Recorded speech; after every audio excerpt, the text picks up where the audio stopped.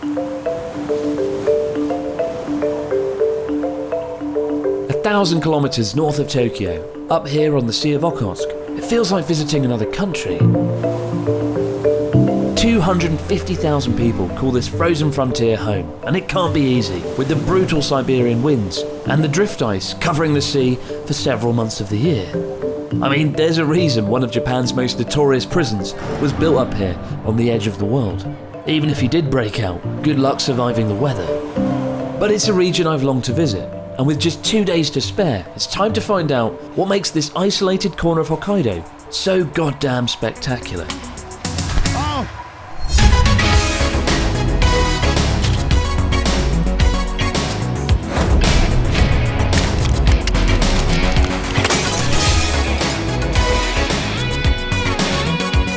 Good morning, guys, and welcome back to Journey Across Japan Frozen Frontiers. This morning, we're in the remote, isolated, frozen port town of Abashiri.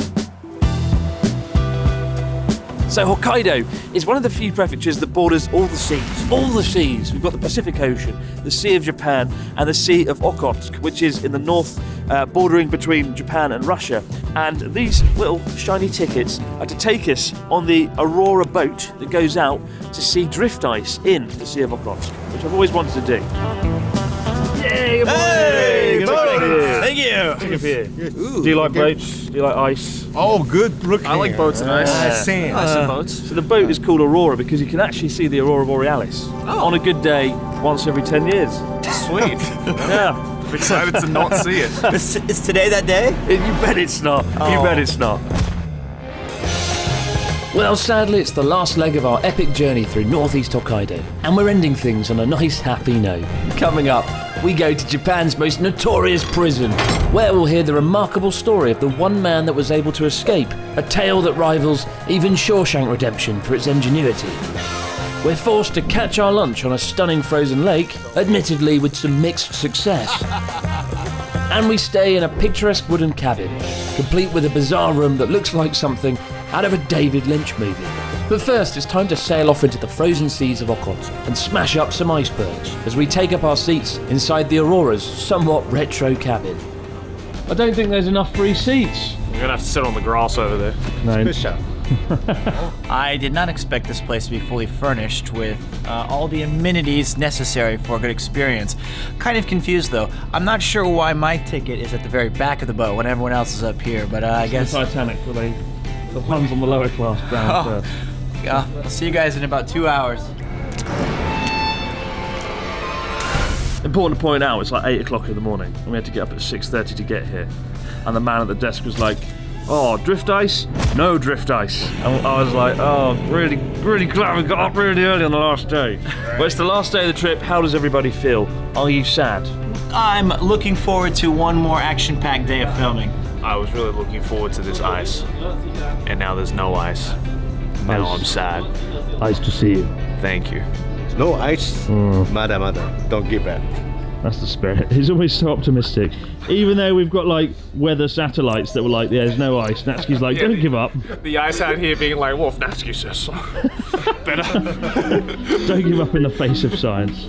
And so, having been warned about the lack of drift ice, the main reason I travelled 1,000 kilometres and the one thing I've been looking forward to all week long, we nonetheless cast off as the 491-tonne vessel begins its journey out to sea, with the majority of the enthusiastic passengers spilling onto the top deck, eager to catch a glimpse of the ice that simply isn't there, including the ever-optimistic Natsuki and Pete.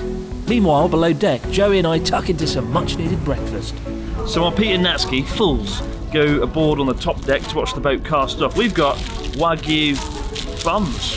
Wagyu Nikuma. Wagyu I've never Nikuma. heard of this before. Yeah, so this is using, this is basically a bit of bread, and inside there's some Wagyu beef from the area around here, around Abashiri. Usually it's pork, right? It is, yeah. So beef's actually quite rare in these. Yeah. Oh, it's really good. Very different. I'd much rather be down here eating this than up on the top deck. Yeah, I think Joey and I would be enjoying our breakfast far less if we knew who was at the wheel of the vessel. Iceman, straight ahead! No ice. I'm king of the world! Of Hokkaido! I'm going in. know, there isn't like actual chunks of ice out in the ocean today, but I can actually see the very top layer of the ocean is a very thin layer of ice. Is it drift ice? It's float ice. Float ice. Yeah, it's not quite drifting. It's staying in place, but it is Mediocre ice. Yeah, it's mid ice. Mid-tier ice. With hopes starting to fade of seeing the drift ice, Captain Natsuki and his mutinous crew resort to desperate measures and steal some outfits. Here we are on the ice-breaking ship, the Aurora. One small problem: no ice. No ice. Oh my god. Actually, there is ice. Yeah? Right in that bucket over there. That's the closest we're gonna get. There's the drift. Here it is, right here. The drift ice. So do we have to throw it into the... we're gonna make our own drift ice right now. Oh dear. That's lunch. Oh. No, I'm kidding. Don't eat Good size. Bizarrely, not long after tossing a small block of ice into the sea, an actual real iceberg suddenly appears, as if it was all some sort of summoning ritual. But at last, the Aurora and its passengers finally have a taste of some action on the high seas. Oh, what a wonderful draft! Drift ice. Just the draft beer, I think. Oh, good item. Yeah, it's very nice. Bigger than my apartment. Oh, nice. I want to stay. The captain of the Aurora must really hate Pete, because no sooner has he claimed it's like his apartment, the boat turns around and prepares to brutally smash its way through the iceberg.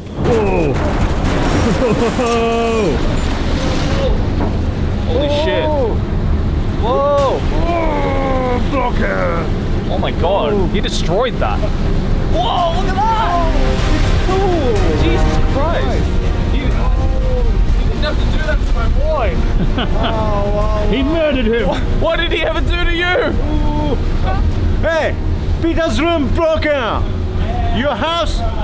Oh, little size, small size.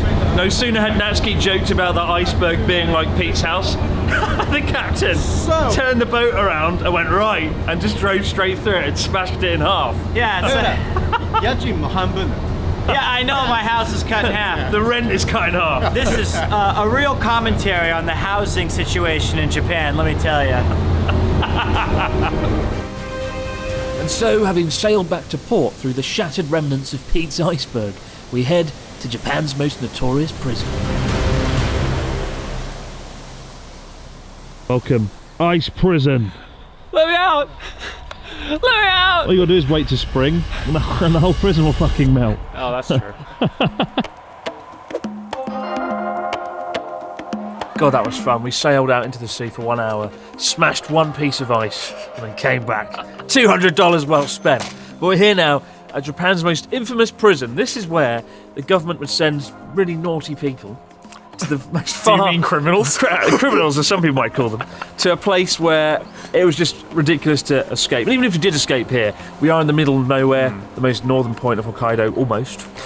It's not somewhere you really want to escape from at all anyway. Yeah, I feel this is like affectionately known as like the Alcatraz of Japan, just because of how difficult it was to escape and also just how brutal they were to the prisoners. Like, it was, some of the stories you hear about this prison is horrible. And we're going to hear the story in a minute from Joey of the guy that did get out of here. Yes, the only guy who ever escaped from this prison. And the ridiculous way he did it. But first things first, let's go and take a look.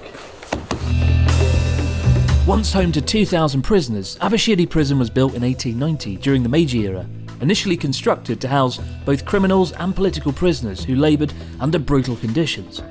Closed in 1984, the prison is open to the public today, offering a rare window into Japan's somewhat secretive prison system and the way of life experienced by the prisoners. Welcome to the prison. Usually I give you guys tours of hotel rooms, but this is a bit different. That's all we got.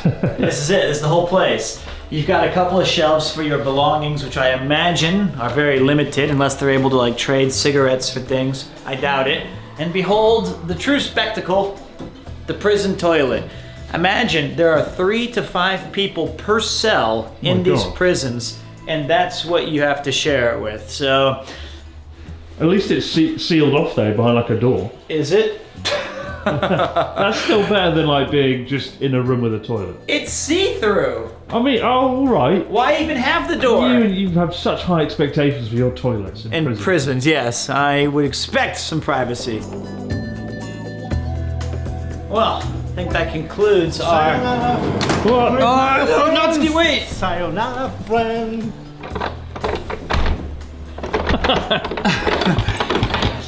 Gosh, you've locked me in here with him? Long time. Stay. I wonder who has it worse, you or me? Guess it. Free from our incarceration, it's time to meet some of the inmates. What's this? Your friend? Good morning. Why didn't you tell me? Yeah. Wow. Solitary confinement. That's brutal. I really wish I knew the strict regiment that they had to follow, because I know in Japanese prisons now there's no talking, there's very little socializing, and I've heard that you have to like just face a direction for most of the day. This looks to be, just by this picture, quite similar. Picture, Man, Sportsman.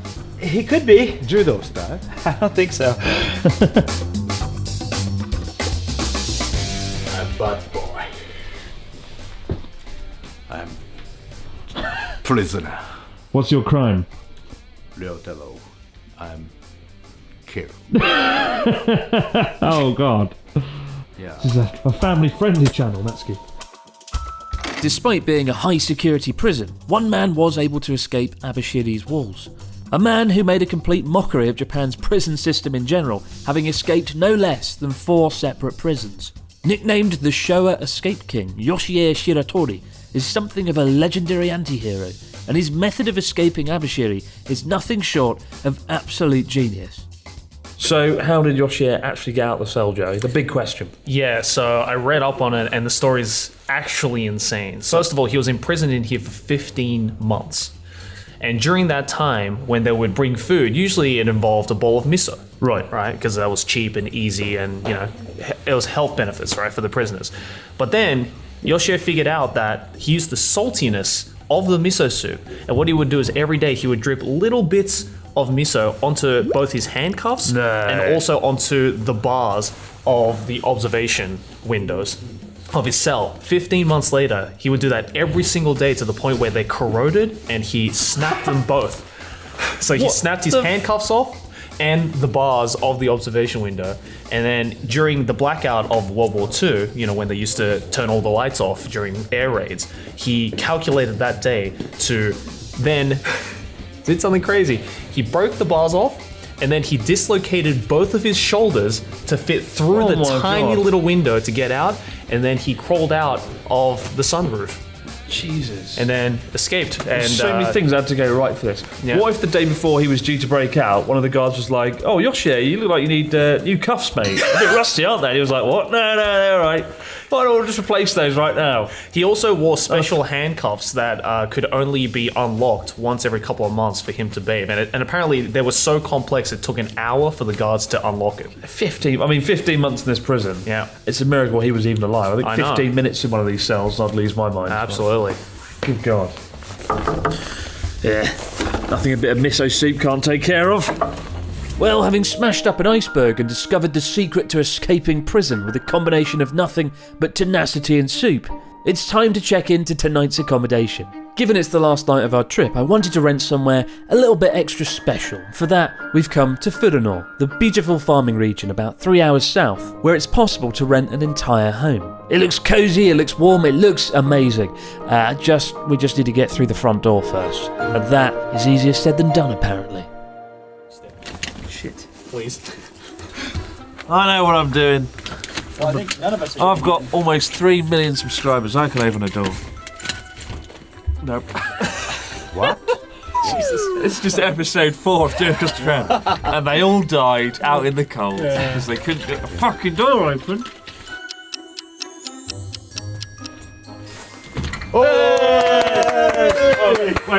Wait. You go over there. Oh, I've opened the door. Oh, what a great. This is why I have 3 million subs and he doesn't. Shut up. Direction. Second door. Next challenge. Oh, it's warm in here, that's good. Yes. That's the most ominous thing to see at the entrance. A massive, massive scythe fact. Oh, I didn't even realize it was a sign. I was like, What did you think it was? It was like a mammoth. Oh, yeah. See, I see violence, Joey sees art and animals. Oh, this is fancy. Oh, wow. Look at that. Wow. Whoa. Keep saying wow. Oh, very cream. Swaying lights. A green, like a fake grass floor. Oh, AstroTurf. This is great. And look, Natsuki. Good denim. No smoking. Hey, it's good, isn't it? I also just like to point out the amount of snow that's built up. The snow, it's it's about Joey's height, like so 6 foot. 6 foot. Jesus. A table, fit for a poker game later on tonight. So we've got this massive heater that could heat a skull. It's so big. Over here we have a sitting room, but I don't know how to get into it because it's like the bloody Abashiri prison we saw earlier. Let me out! Ah! That concludes. Oh wow! I've always wanted to sit in one of these chairs. I love these. Yes. This guy's gonna break. Oh! Well, it wasn't built with a 80-kilogram weight inside it. This is quite fun actually. It's quite springy. It's supposed to. I better not break it.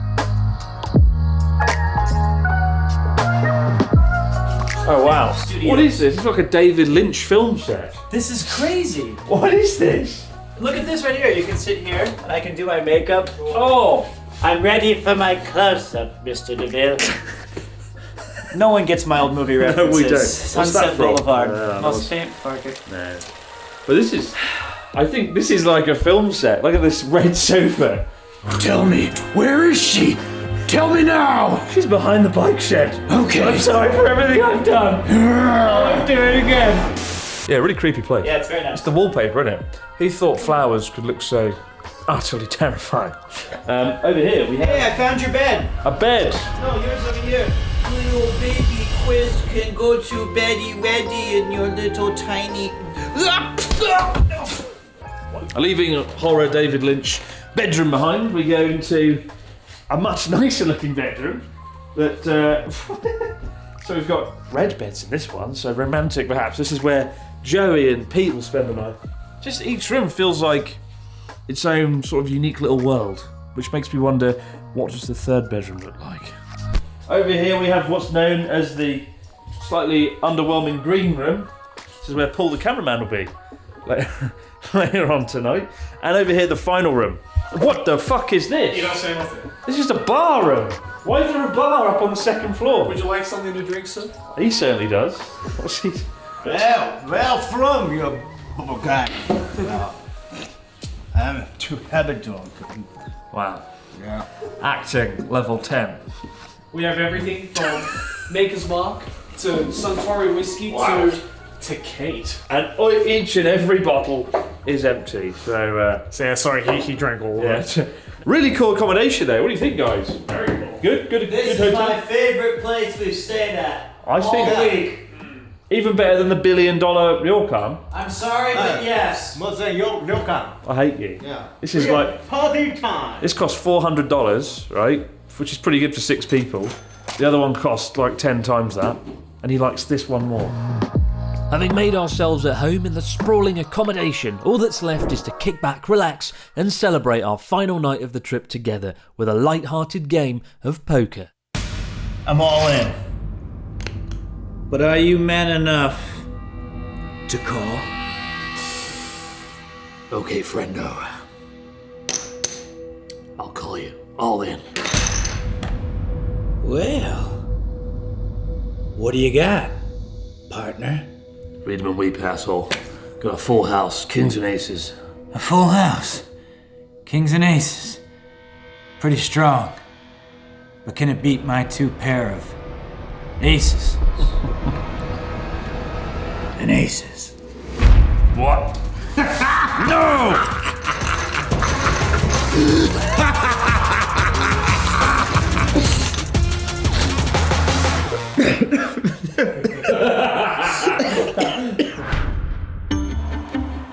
Well, it's the final day of our trip, and after our previous failed attempt to go ice fishing, this morning the gods are looking down upon us a lot more favourably.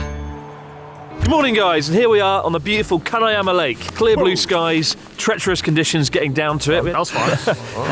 Good sunshine. Yeah, it's a lovely day, and we're about to finally go ice fishing. Finally. Yay! We've watched people do it this entire trip. Now it's our bloody turn, and we're going to go head to head to see who can catch the most fish in teams of 2. Oh, okay. Okay. Your team? Yeah. Done it. Who do you want? That was quick. Oh, okay. I thought you were going to do like a roulette. Okay. All right, it's us versus them. We've got this one in the bag. We are lucky. Yeah, let's go. let's destroy them. We know Hokkaido. After Natsuki's extensive selection process, we head into our cosy ice fishing tent to set up, with a rather large incentive, given that the only food on the remote lake is what we catch, which will then be freshly deep fried in tempura batter. But also, no fish means no lunch, and so unsurprisingly, things get very serious very fast. Fishing after cooking. It's tempura style. Oh. Oh, delicious. Delicious. Very fresh. Can you cook? Yeah, easy. Oh, really? Oh, really? Maybe we want a sauce on the sauce. Sauce and Tempura sauce. sauce. I gotcha. Gimme. Yeah. That damn song again. I knew that was coming too. The fishing kicks off, and it's not long before Team Joey claims the first catch of the day. If you can call that a catch, given how bloody tiny it is. Hell yeah! Let's go. First one, baby! There it is. Size is normal. Well done. Hell yeah! First catch, baby! First you have to pay. Oh, yeah. Hot off the heels of Joey's first win, it's not long before Natsuki catches a rather plump-looking fish. So heavy. Come on. Come on, baby. Come on, baby. Big size. Big size. Oh! Get it!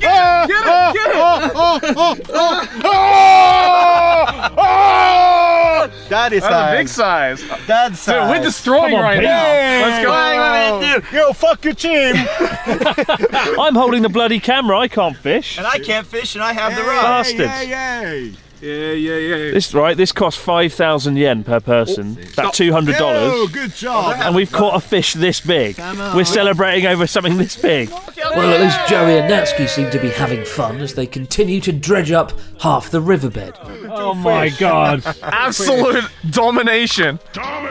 Why can't I catch a fish? I think clever. I'm too stupid. Yeah. I think fish thinking same.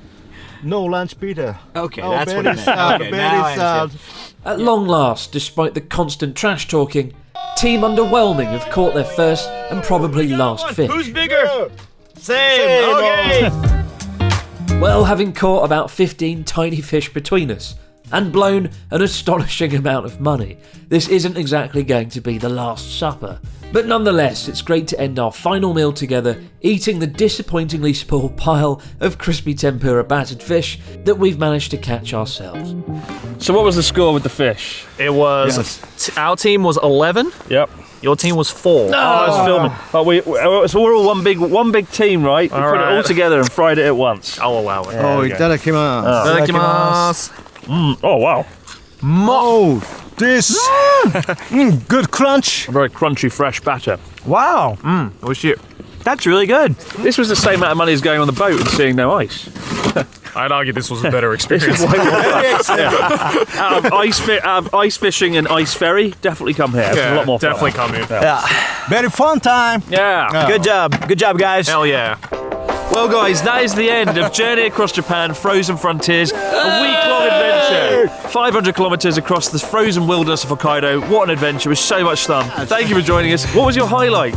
Joey? Oh, I've loved the dog sledding. That was sledding. so fun. And like how fast they run through that snow and like the environment and stuff. Eerily is fast, yeah. So good. So fun. For me, I would say probably the train, the steam train in the snow, was really cool. And going on there was... Oh, he went on it. Yeah, Natsuki thanks, was. man. What was your highlight? Oh, shits again, terrain. Yeah, same as me. Good kusiro. Must be been nice. It was all the beer we had on there. And Pete, what was your highlight? Nothing better than toasted marshmallows and having an ice bar. all the to ice bar. myself. That That was was so my cool. favorite. Let us know what your highlight was. What would you like to try the most on a trip across Hokkaido? As always, for more behind the scenes content, check out the Abroad Japan Patreon. But for now, guys, that's all. We'll see you again next time. Take it away, Natsuki and Pete. Yes! Oh! Get in there.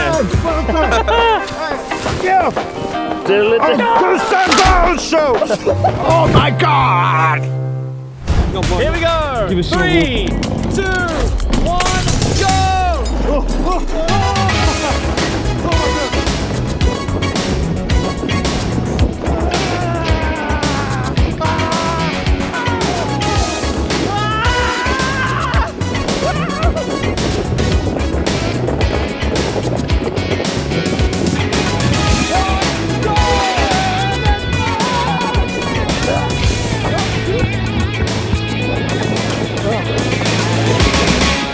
Give us some award-winning trash taste commentary. That's a big fucking boat, that is. Brilliant.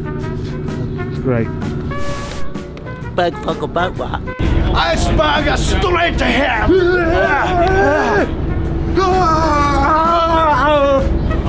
Wait, we're okay. Yeah. It's not an iceberg, it's a small piece of ice.